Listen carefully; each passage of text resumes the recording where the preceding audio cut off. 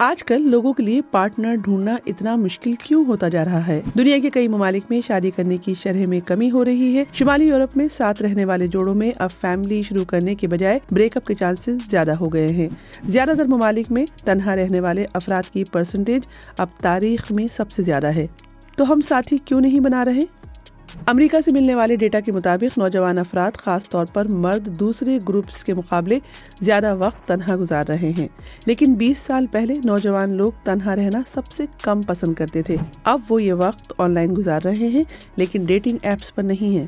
دنیا کی 6 بڑی ڈیٹنگ ایپس کا کہنا ہے کہ ان کی ایپس کو ڈاؤن لوڈ کرنے میں کمی آئی ہے۔ ایک حالیہ ریسرچ میں پتہ چلا ہے کہ ڈیٹنگ ایپس کے ذریعے ہونے والی شادیاں کم تسلی بخش اور کم مستحکم ہوتی ہیں۔ اس کے علاوہ اور بھی وجوہات ہیں۔ چین، جنوبی کوریا، امریکہ اور یورپ کے کئی حصوں میں ہونے والی ریسرچ سے پتہ چلا ہے کہ سیاسی اعتبار سے مرد دائیں بازو اور خواتین بائیں بازو کی جانب راغب ہو رہی ہیں، خاص طور پر خاندان اور صنف کے موضوعات پر۔